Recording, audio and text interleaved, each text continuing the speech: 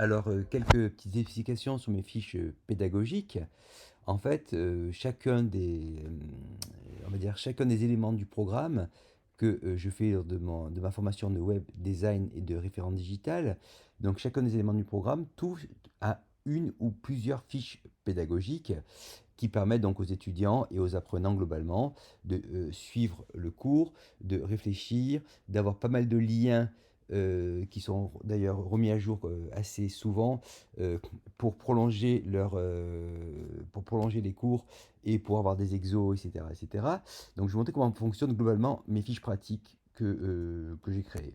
Donc voilà, donc chaque fois que vous faites un élément du programme, je donne à l'apprenant avant de faire bien sûr l'élément du programme, une fiche pratique. Prenons par exemple cette fiche-là que vous voyez qui est la fiche de WordPress, par exemple.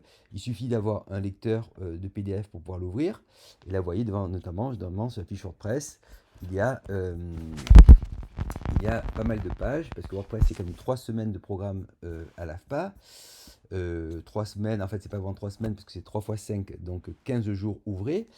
Donc, si vous regardez bien la fiche, donc c'est exactement ce que je vais dire en cours, plus d'autres éléments. Donc, par exemple, j'aime beaucoup fonctionner quand je peux fonctionner par question-réponse. Par exemple, quand on parle de WordPress, qu'est-ce qu'un CMS? Après, est-ce que c'est intéressant? Donc voilà, donc ça c'est les questions que je pose.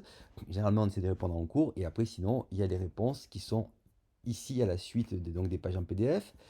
Après, bien sûr, si vous cliquez par exemple, là, après, bien sûr, comment s'installe-t-il? Alors, si vous cliquez bien sûr sur un lien, ça va automatiquement lancer par exemple le lien concerné, l'URL concerné. Ça va permettre aux gens donc de télécharger la dernière version de WordPress, c'est wordpress.org bien sûr. Voilà, tous les liens. Ils sont vérifiés assez souvent. Donc voilà, donc comment s'installe-t-il? Donc on fait un point chez les hébergeurs. Donc c'est assez complet, hein. C'est pour ça que je vous dis, généralement, la session de WordPress, c'est 15 jours bien complets. Et donc, j'essaye à travers donc, tous les liens de pouvoir expliquer mon propos et de permettre aussi à l'apprenant d'être très vite en autonomie. Hein, parce que tout est logique, j'essaie d'aborder chaque point de questionnement que pourrait poser l'étudiant ou l'apprenant. Voilà, les bonnes pratiques, vous voyez, on passe tout, et pour chacun des thématiques que j'aborde lors de mes cours, que ce soit l'UX design, que ce soit l'intégration, que ce soit la suite Adobe, vous avez toujours des fiches pédagogiques comme ça. Là, par exemple, vous savez que sur WordPress, il y a beaucoup de plugins, mais bon, malheureusement, beaucoup de gens mettent trop de plugins. Là, par exemple, vous avez les plugins que je conseille généralement, avec chaque fois ce qu'ils font, parce que c'est bien beau d'avoir des plugins, mais tu ne sais pas à quoi ça sert dans WordPress, c'est pas très intéressant. Voilà, après, vous verrez également en parcourant la fiche également que ce qui est intéressant, c'est qu'on progresse. On va de la chose la plus simple, qu'est-ce qu'un CMS, comment l'installer, à des choses de plus en plus élaborées pour bien sûr expliquer bien sûr les composants de base de WordPress, euh, avoir des éléments graphiques. Voilà, là c'est le pense-bête, c'est-à-dire les notions de base qu'il faut à tout prix posséder dans WordPress. Là après, bien sûr, qui dit WordPress dit SEO. Donc, bien sûr, j'essaie toujours de partir d'un point précis et d'ouvrir à tous les autres points possibles. Parce que ben, faire un site internet sur WordPress, c'est pas que faire le site, c'est tout ce qui va autour, le SEO, l'optimisation des médias, voilà et voilà. Et donc, chaque élément est abordé. Comme je vous disais, c'est très progressif, il ne faut pas s'inquiéter, hein. Tout est très progressif. Là, par exemple, c'est comment installer WordPress en local, c'est-à-dire sans passer par un hébergeur. Voilà, toujours beaucoup de choses graphiques. Et on finit bien sûr, parce qu'il est intéressant, par bien sûr un peu des exercices. Par exemple, une fois que j'ai fait donc le cours, et très vite, par exemple, il y a le 30 points sur je fais mon blog. Alors bien sûr, vous inquiétez pas, je fais mon blog, on l'aborde ces 5 premiers jours de la formation. Puis après, par exemple, après le blog, on commence à travailler sur Rank Math, qui permet donc de faire du SEO. Donc voilà. Et après, si on clique sur le quiz, ça lance sur un quiz SEO, par exemple. Je vais peut-être cliquer. Alors, j'ai pas très bonne connexion internet. Vous voyez, par exemple, ça lance sur le SEO. Bien sûr, tous les quiz sont créés par moi et je récupère les résultats. Vous voyez, pour chaque élément également, en dehors des fiches pédagogiques, pour chaque élément, vous avez des quiz maison. Voilà, que ce soit sur WordPress, etc., etc.